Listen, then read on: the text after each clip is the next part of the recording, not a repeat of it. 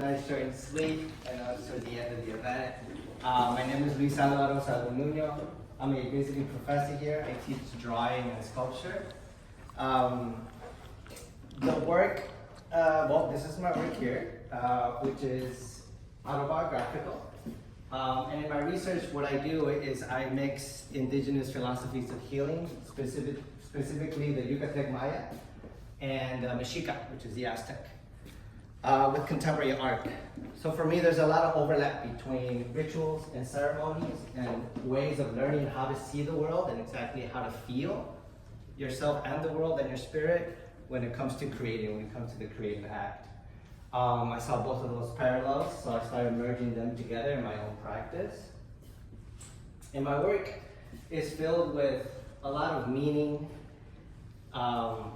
So normally when I talk about art or with students, I think about like, what is the role or the responsibility, in my opinion, about art. So art for me isn't just something about what it looks like, but it's important, right? So what's something, when we look at it, that draws our attention with our eyes. But then also like, what's amazing about art is like, what does it make us think? And also what I like to talk about is what does it make us feel? So for me, when I feel confident in my work, when I'm working at my best, and or even if I'm enjoying someone else's artwork, is some of the things that I always think about. So for me, I'll kind of dissect it that way, so because there's a lot of meaning. If there's questions, feel free to ask them. So what does it look like? So first for me, I think about the materials, right? So I have a background in construction. I used to be a construction worker. I used to be a general contractor. I used to be a furniture builder. I used to be a design engineer in research and development at Fortune 500 companies. Actually, there's a reason why I left.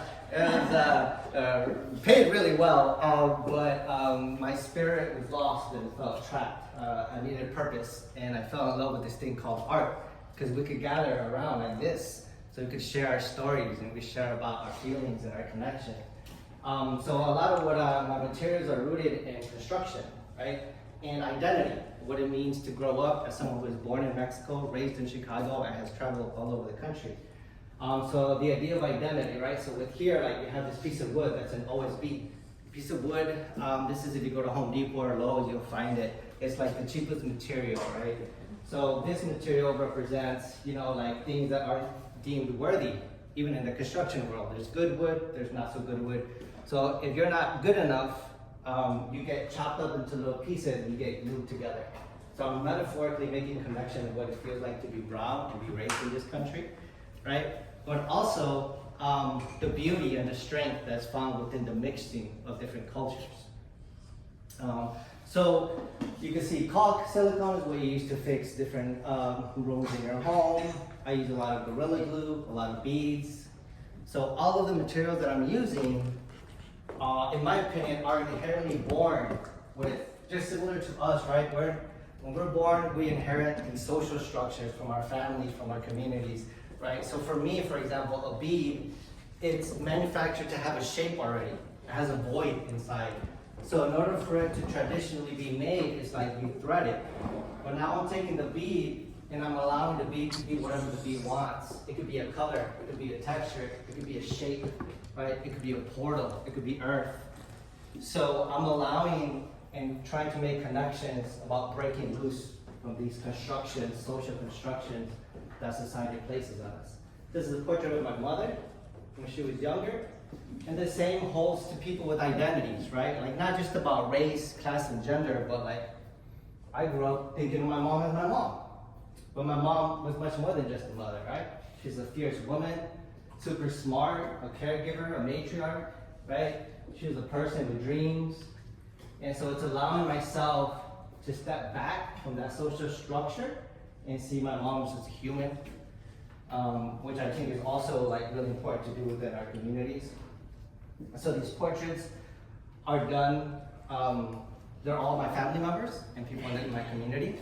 So really quickly, what does it make you think of? For me, I call this a language of empire. So I'm thinking a lot about like when you walk traditionally different museums. When's the last time you went into a museum in Chicago or New York and you saw someone's aunt or someone's mother being represented, specifically someone that's black or brown? Usually you don't see that, right? So I am using the language or the art canon, language of empire, to be like, well, I'm gonna now show my family, I'm gonna show my community in positions of what normally gets accepted as powerful and gets collected into museums. And how does it make you feel? For me, it's like, also like, the takeaway is like, the beauty, right? In all of the mixing of races, of culture, the alchemy of materiality. There's a lot of beauty in that. In the medicine that I practice, we call it curanderismo. It's called the medicine of the three-headed serpent because it mixes the healing and wisdom of West Africa, of indigenous nations of all over the Americas, and Spanish, the medicine in Spanish. So for me, through colonization and its destruction, there's also a lot of beauty, and there's a lot of healing, and there's a lot of knowledge within different cultures that I bring together with the materials, and the language of materials, the language of alchemy, and community. I'll leave it there. If you have any questions, let me know. I have a question about the evil eye. Yeah. First question. Why do you use that? I'm sorry? Why did you use that? Why did I use the Ilan? So, in curanderismo, we believe a lot in there's certain spiritual diseases, spiritual illnesses. One of them is you get it through mal de ojo, that's like the evil gaze. So like if I'm jealous of your work, for example, and I give you that eye, man, I really wish I want that burlap, you know? So that intention can get attached to certain energetic points in her body. And there's a way that you could, there's a lot of different ways. We call it medicine, so I can protect myself, right? And for me, this is a statue that represents some of that medicine. This is Tlaloc, direction of the west, represents water, right? And we have, again, the language of empire, but also the evil eye comes from a lot of different cultures. So this is basically a mosh patch. I'm recreating my own icon or my own saint that protects me and protects this energy from like the evil eye. Yeah. But I don't know what it means, but it matches your shirt. I have one hanging in my kitchen. Oh, yeah. If no other questions, feel free to chat. Look more Yeah. at the art and have some food. Yeah.